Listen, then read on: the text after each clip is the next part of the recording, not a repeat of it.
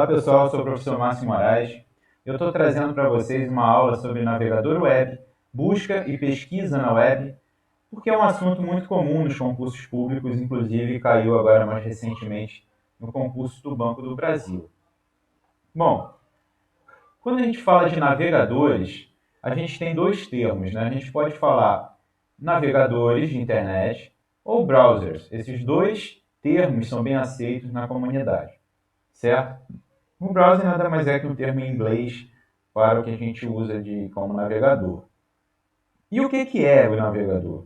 O navegador ele é um programa que ele consegue ler os arquivos de um site e exibir para você da forma que você já conhece, quando você tenta acessar. Não só sites, como também outros sistemas web, o navegador ele consegue estabelecer essa conexão contigo, com você. Nós temos alguns mais conhecidos no mercado, e eu trago aqui em primeiro lugar esse camarada que você já conhece, que é o Google Chrome, que é o navegador mais usado no mundo hoje em dia. Essa logo que você está vendo aqui é do Microsoft Edge, que na minha opinião a Microsoft acertou em cheio nesse camarada aí, pois ele está se revelando ser um navegador bem leve. Você consegue navegar com muita fluidez nele, sem muitos travamentos. Muito, mas muito diferente da fama que levava o Internet Explorer. Então, na minha humilde opinião, acho que é questão de tempo, principalmente quem for usuário do Windows, preferir usar o Edge ao invés, por exemplo, do Firefox, do Mozilla Firefox. Esse aqui eu vou escrever o nome dele completo, do Mozilla Firefox, que é esse terceiro da nossa lista, que hoje ocupa a segunda posição dos browsers mais usados no mundo. Apesar de eu estar afirmando para você que o Edge vai superar o Firefox numa questão de tempo, ele ainda é o queridinho e vai ser o queridinho por muito tempo ainda, principalmente dos desenvolvedores web, em função dos recursos que ele tem especificamente para isso, que são muito, muito legal. Outro navegador que a gente tem aqui é esse camarada que é mais conhecido para quem tem principalmente iPhone e trabalha com os computadores da Apple. Então nós temos um navegador chamado Safari, que é o navegador padrão para quem atua com os sistemas iOS ou o macOS, tá? Que são os sistemas operacionais da Apple. Por fim, eu listo aqui para vocês um navegador chamado Opera, que é um navegador de produção independente, é uma empresa independente, que não tem, eles são independentes de sistema operacional, portanto eles funcionam tanto no Linux, quanto no Windows, quanto em Mac, tanto faz. É um navegador também muito bom, muito leve, e está caindo na graça dos gamers, né? Os jogadores profissionais de esportes. Está ficando muito famoso entre eles por haver recursos que conseguem, né, principalmente quando o jogo é online, eles conseguem fazer com que esse jogo fique mais fluido, né? Através do seu gerenciamento de hardware e software também. Beleza?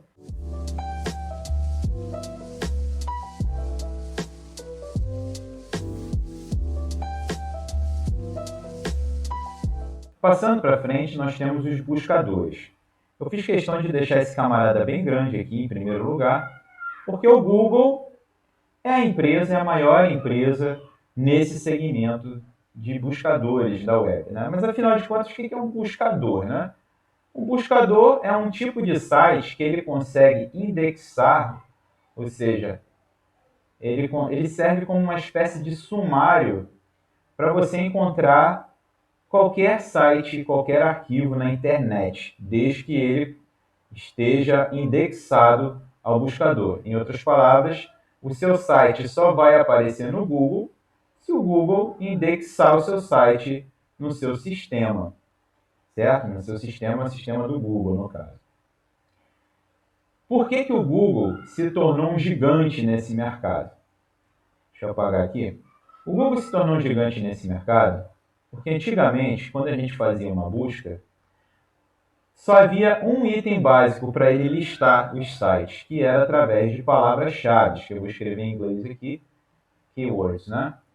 Através de palavras-chave. Então, Esse era o método principal para os buscadores encontrarem os sites na internet. Existiam alguns sites como o próprio Yahoo, que está listado ali, o KD, que não existe mais, que foi comprado pelo Yahoo. Eram buscadores que trabalhavam dessa forma. Estou falando aí do final dos anos 90, início de 2000. O Google ele trouxe uma proposta diferente, onde ele não olhava só a palavra-chave, mas ele também buscava saber qual é a sua intenção sobre tal assunto. E com isso, ele avalia, na verdade, alguns indicadores no site para saber se ele realmente é recomendado para você. Exemplo, ele vai olhar, vai digitar lá, sei lá, você quer aprender a fazer farofa. O Google, ele vai atrás da palavra-chave farofa, mas ele também vai olhar se o site é bastante visitado ou não, se o site é do Brasil ou é estrangeiro, se for estrangeiro, se está no seu idioma, português, ou se está em outro. E tudo isso faz com que o Google ranqueie melhor o site, né? Além de outros indicadores, por exemplo, se o site ele tem certificado de segurança, se o que está escrito lá dentro faz sentido com o que o site se propõe a fazer. São indicadores que, com o algoritmo do Google, ele fecha toda essa análise e te ranqueia os sites. E qual foi a grande sacada dele em relação aos outros? O Google ele entendeu o seguinte, que ele tem aqui a primeira página de busca, a segunda e a terceira página de busca. Ele via que os usuários enxergavam essa página, ou seja, navegavam nela, e no máximo ia até aqui a metade da segunda página. A terceira, dificilmente ela seria avaliada. Então, como uma forma de meritocracia para os sites que estavam fazendo um trabalho mais legal, esse algoritmo favoreceu com que esses sites aparecessem em primeiro lugar aqui na primeira página. E antes não era dessa forma. Antes era até de uma forma um pouco aleatória. Entrava em primeiro lugar tal site, mas se amanhã você fosse lá fazer a mesma busca, aquele site não estaria em primeiro lugar, por conta de uma aleatoriedade. Isso fez com que o Google se despontasse no mercado e dominasse o setor de busca, e que proporcionou ao Google dinheiro suficiente para começar a desenvolver outras unidades de negócio. Além do Google, eu cito para você aqui o Bing, que é uma empresa, foi um buscador que a Microsoft adquiriu, ou seja, o Bing hoje pertence à Microsoft e tem recursos bem interessantes dentro do Bing. Inclusive recursos que não existiam no Google e que depois o Google incorporou. Vou te dar um exemplo. Quando eu fazia uma busca no Bing, né, eu cheguei a usar o Bing algum tempo da minha vida, até para testar mesmo, eu percebia que eu escrevia lá, sei lá, como fazer farofa. E ele listava alguns vídeos do YouTube e de outras plataformas também de vídeo para você. Essas pré-visualizações não existiam no Google. Inclusive eu passava o mouse em cima, eu lembro bem disso, e ele me dava uma pré-visualização do vídeo sem ter a necessidade de entrar no site. Isso não existia no Google. Agora existe, mas isso é um recurso que eu vi primeiro lá no Bing. Agora eu não sei dizer com toda sinceridade se isso que o Bing lançou veio de algum outro lugar. Ao meu entender, foi algo desenvolvido pelo Bing mesmo. E tem uma última curiosidade, né, que é uma coisa, isso é bem curioso, reza a lenda aí, que essa palavra Bing, ela quer dizer o seguinte, ela quer dizer Be is not Google. Ou seja, isso não é o Google. Esse não é o Google. Reza a lenda. Eu não sei dizer se essa história é real, mas a galera da comunidade aqui da TI fala muito disso. Outro navegador que e foi, né, ele foi o primeiro mais usado no mundo no final da década de 90 e início da década de 2000. Hoje ele já está caindo, o Yahoo. Infelizmente é um setor que o Yahoo não está cada vez mais menos atuante, mas ele ainda está no hall dos 5 buscadores mais usados no mundo. Então vale a pena citar aqui que o Bing e o Yahoo estão na mesma estatura. Eu diria que os dois pertencem ao segundo lugar, né? Se um dia o Google falhar, com certeza a maioria da população vai atrás do Yahoo, ou atrás do Bing para fazer suas buscas. E por fim, esses que são menos conhecidos, mas eu fiz questão de citar aqui por conta do curioso que eles são. O Baidu é o buscador mais usado na China. Não é o Google, é o Baidu. E o Baidu, quando ele entrou no mercado brasileiro, ele entrou de uma forma muito controversa, porque ele se comportava como se fosse um malware, como se fosse um vírus. Você baixava um programa qualquer em que o Baidu viesse como um programa de parceiro, né, de terceiros, você sem querer instalava o Baidu e ele se tornava o navegador padrão do seu sistema, e para tirar era quase impossível, você não conseguia simplesmente ir lá no painel de controle do Windows, adicionar e remover programas e ele ia estar lá para você remover.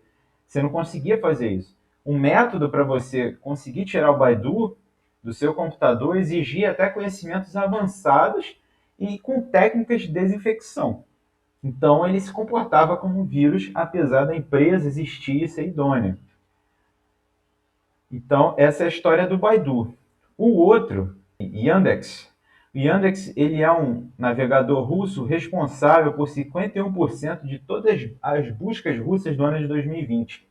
E isso bota ele como o primeiro lugar ou o preferido da comunidade russa para ser usado.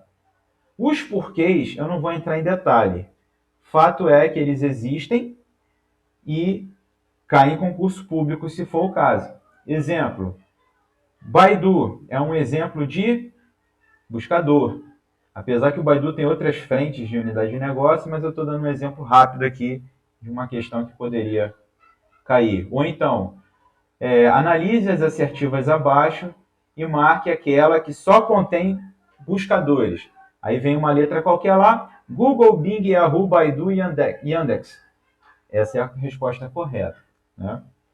E por fim, esse meu amigo aqui, esse patinho aqui, é o buscador chamado DuckDuckGo, que é um buscador que se propõe a não investigar a sua vida. Porque todos os outros, eles de alguma forma acessam o seu perfil de navegação através dos cookies e outras formas de entender, né, o seu histórico de navegação, para entender o que você gosta de encontrar na web e te oferecer propagandas específicas para isso. Certo? Isso são os principais buscadores do mercado. E a diferença deles hoje em dia, claro, existe uma coisa que a gente chama de motor de busca. Esse motor de busca possui um algoritmo, e o algoritmo do Google ele continua saindo na frente, pois ele tem, obviamente, um número de sites muito maior indexado à sua base de dados do que o dos outros. Então, é muito mais fácil para o Google encontrar qual é a sua intenção, o que você está querendo encontrar de fato na rede. É muito mais fácil para o Google do que para os outros sites como Bing e Yahoo.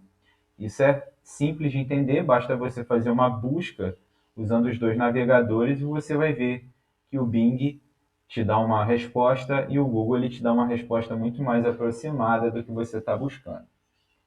Beleza? Então, vamos para frente.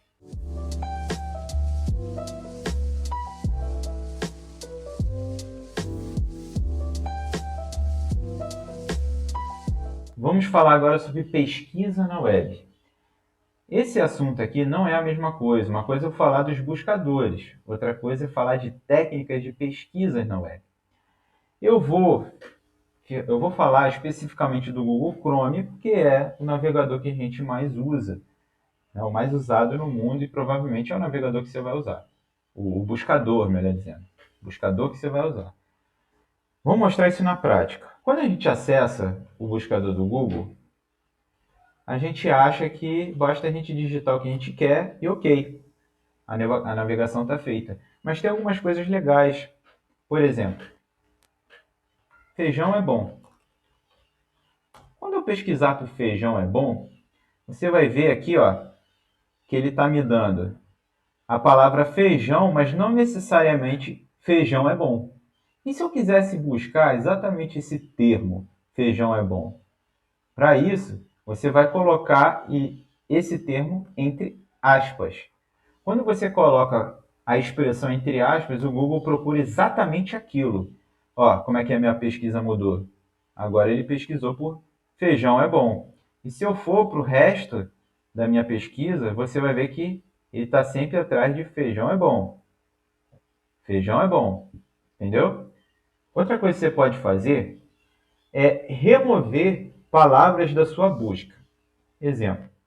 Quando você escreve cavalo de Troia, você pode estar falando de vírus, você pode estar falando da história do cavalo de Troia lá da Grécia, e o Google vai atrás de tudo isso. Né? Então, olha só. No caso da nossa pesquisa aqui, ele trouxe aqui um clipe, que se chama Cavalo de Troia. Ele trouxe o site do Wikipédia falando do cavalo de Troia, que foi um cavalo de madeira construído pelos gregos durante a Guerra de Troia. Vamos supor que eu não quero que ele me responda na minha busca com nada a ver com grego. Então, o que eu faço?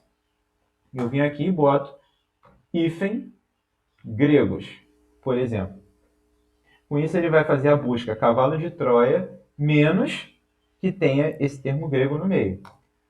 Quando eu der Enter, você vai ver que ele me mostra aqui o mesmo clipe, mas quando eu começo a pesquisar, você vai perceber que ele não está mais mostrando o site do Wikipédia. Ele já vai direto para alguns sites aqui de música, enfim. Mas ele não vai mostrar nem aquele site do Wikipédia, nem qualquer outro site que traga o termo grego junto com cavalo de Troia. Beleza? É uma dica bem legal também. Outra dica que eu posso te dar aqui é, por exemplo, se você está atrás de um site de livraria, né? Então existe um site chamado Estante Virtual. Né? O site Estante Virtual, você vê aqui que ele traz o site do Estante Virtual, que é uma livraria, e os outros sites, ele vem aqui, ó, Facebook, Instagram, da própria empresa, né? Ele vai trazendo, na verdade, baseado no termo estante virtual. Mas se eu falar assim, não, eu quero fazer uma busca que seja o site do estante virtual, um site que é uma livraria, e todos os relacionados, ou seja, todos os sites que também sejam livrarias. Tem uma forma de eu fazer isso. Então, como é que eu posso fazer? Eu vou escrever a palavra related, dois pontos, tudo junto você vai botar estantevirtual.com.br, que é o site que você sabe que é um site relacionado a uma livraria. Quando você der o Enter, veja que ele vai trazer outros sites que são livrarias, ou tem a ver, pelo menos, com livros. Né?